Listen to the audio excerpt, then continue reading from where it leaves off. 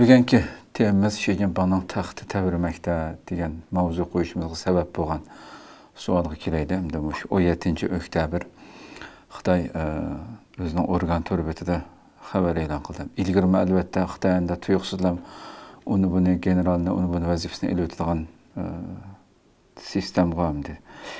Maqtimamda 9 nafar Xi Jinping o'zi tayinlagan harbiy amaldor generalni vazifasini tashlab partiyadan qo'g'lab chiqarib degandek uni taftish organlariga topshirilganligi bildirildi. Endi bu yerda Xitoy Kompartiyasi Markaziy siyosiy byurosining a'zosi, Markaziy harbiy ishlar komitetining muavin raisi He Weidong qatorliq boshqa hammasining ismini tilg'ashning hojati yo'q.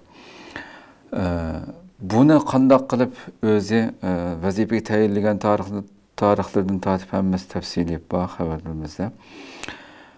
Siz bu qatimqi bu generalni yo'qotish, tozalash harakatiga qanday qaraysiz? Xi Jinping nimadan ansirayotdi? Ichidagi bu taxti jiddiy shaklda tavrab ketganligidan ansirab bu qadamni bosishga majbur bo'ldimi degandek. Endi bizga ma'vu xalqaroga deyilgan gap endi bular chiriklikdan qo'g'landi, yo'lsizlikdan. Her daimki klassik so'z Xitoyning. Ama bu diktatör hakimiyetlerinin beşideki adam en köp iktisat ya ki başka menfaat emez sadakatini çin tutudu. Yani kim bana sadık veya sadık emez depçi.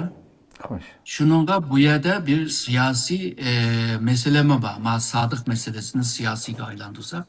Yani jığıp gelgen çağda bir yerde hem siyasi sadakatlik bir yerde yokluğu hem de şu çiriklik meselesi. Çiriklik hem de Xitay'nın ki her kademindeki emeldarlarda var.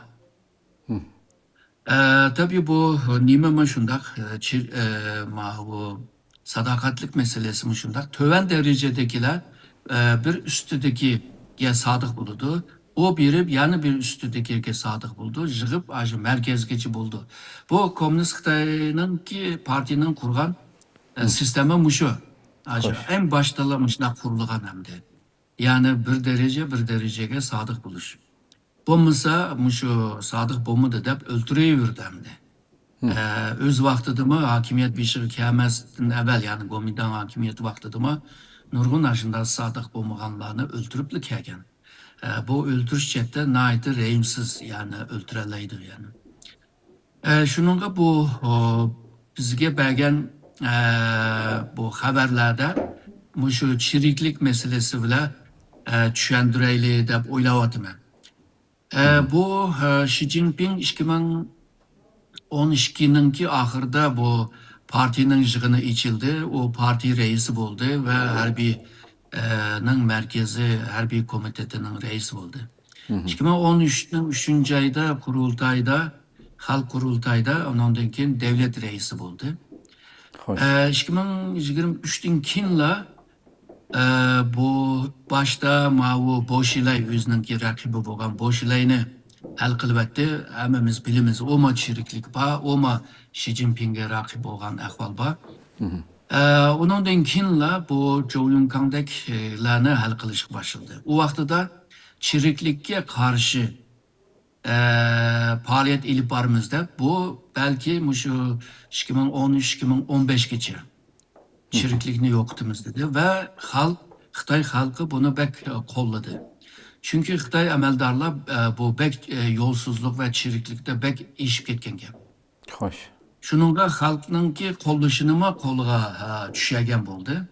Ve şu vakti da nurgun şu nimelerini emeldarlarıma kolga ağam oldu.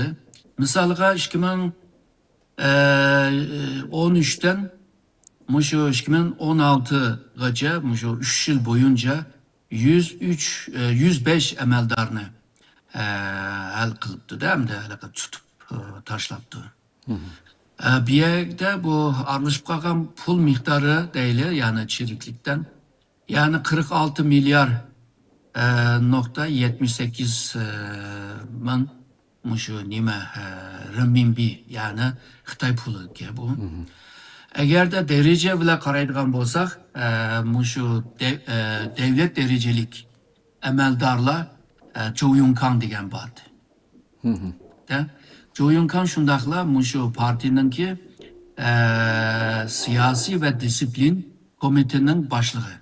Bu qanday komite degan chaqda Komünist Parti a'zosini tekshiradigan ve jazolantiradigan bir komite. Bunun başlığı chirikleşip buzulganda. Bunda ahval ma yaqinda bir ay evvel Şarq Türkistan'ın Xitay Komünist Parti'nin siyasi ve disiplin komitetinin ki muavin reisi bolganma chiriklikten kolga ilindi. Yani nimde emas hamda o'zi icra qildigan organda turib o'zi jinoyat ishlayotidi degan gap hamda. Zhou Yunkan'dan başka misalga ma'vu siyasi politbüro a'zosi. Bu politbüro a'zosi birisi daimi bir kısmı. Bular 7 kişiden teşkil tapıdı Xi Jinping beshida. Qolgan yani 20 necha daimi bo'lmaganlar bor. Toplam 20 necha. Mushu komite, mushu politbüro a'zosi politbüro komitesi Xitayni boshqaradigan eng yuqori organ. Bu eng yuqori organda ikki a'zobati, birisi Shusayxu, birisi Goboshin. Bu her ikisi harbiy. Her ikisi yuqori derecedeki generallar bular. Hem mutafiye ministri hem de mavu merkezi harbiy komitetinin a'zolari.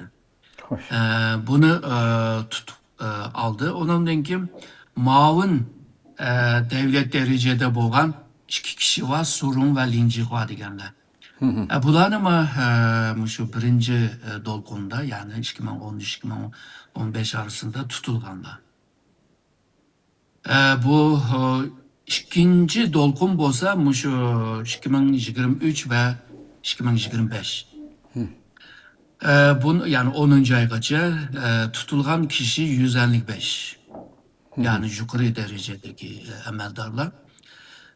Bularninki pul bilan munosabati bo'lib qolgan pulning miqdori 165 milyar yuan. Dereceye qaraydigan bo'lsak, yani bu siyasi büro a'zosidan bo'lgan hozir sizmi degan shu harbiy komitetiningki muavin reisi, yani reis Xi Jinping bo'ladi. He Weidong. Onundan kim şu muavin devlet derecedeki merkezi askeri harbiy komitetinin a'zolari bo'lgan Wei Fenghe, Li Shangfu ve Miao Hua. Bular o'xshashlar şu harbiy sahasındaki en yuqori adamlar. Bularning hammasini şu yuqori generallarning hammasini Xi Jinping o'zi tayinlagan. O'zi tayinlagan. Yani bu 165 milyar yuan ne dolarga sundarsak mı, yani çıkma pul emas, yani yolsuzluk qarxanchaqda. Demek ki bularninki meselesi şundaqla sadakat meselesi ba'da o'ylayman.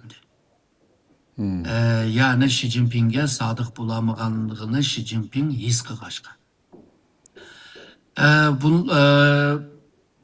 Bunun şu yıllarda, yani birinci dolqunda tutulgan şu emeldarlar değil, şu merkezden şu nimi geçe, ülke geçe. Kademindeki tutulganlar bolsa bu 2014-2005 yılların arasında 23 bin adam tutuluptu. Yolsuzluk. 2023-2024'nin arasında 23. yılda 61 bin, 2024 yılda 89 bin. Xitay Çin tutqan sürü eşip ketibdi hazır. Şu. Demek ki çiriklikni aldığını alamayvadıdı degan gapamdi. Xoş. Bu yukarı yani merkezi hakimiyet seviyede bo'lganlar 2023'te 45 adamni tutibdi. Yani merkezde bo'layotganlarda 2024 60 kişi. 2025'te belki köpeydi o hazırdaki yıl toşmadı o hazırdan başlap 32 adam tutulgan hazırsız diyen o 9 generalına koşkan vakti da bu 41 oldu hem de. Yılın ahırda bulup mu bu hazır içivatkan 20. kurultayının 4. yığını dinkin kimle tutuludu diye. Normalde şu 4. yığında kadırlarını almaştırış deydiğen bir timisi mi var ki mezmunun birisi. Ama hakikatim esas şu iktisat ekmiyet belgendeydi. Bunun okşaş vazifeden aldırıp edip deki caza amıgan şu ülkeden merkezgece boğan yukarı emeldarlar var. Hoş. Misalga burunqi tashqi ministan hazır ancha-muncha ba'zi ziyofatlardami ko'rinyotidi. Chinganni tunji deyotidi, yo'ldosh deyotidi. Xabarlardachi yo'ldosh Chinganma qatnashdi deb. Ondan keyin biz yaxshi bildigan shu machinery. Machinerymi vazifadan tashildi ama ba'zi nimalarga shunday ziyofatlarga qatnashib ko'rinyotidi. Burunqi Sharq Turkiston Otonomiyaningki partikom reisi deb atayotidi. Mandaqlama bor, mandaqlama xili bor. Bularni qanday jazolaydi buni tek bilmaymiz. Şununla bu Xitoyningki hakimiyetining, Xi Jinpingning hakimiyetining mushundoq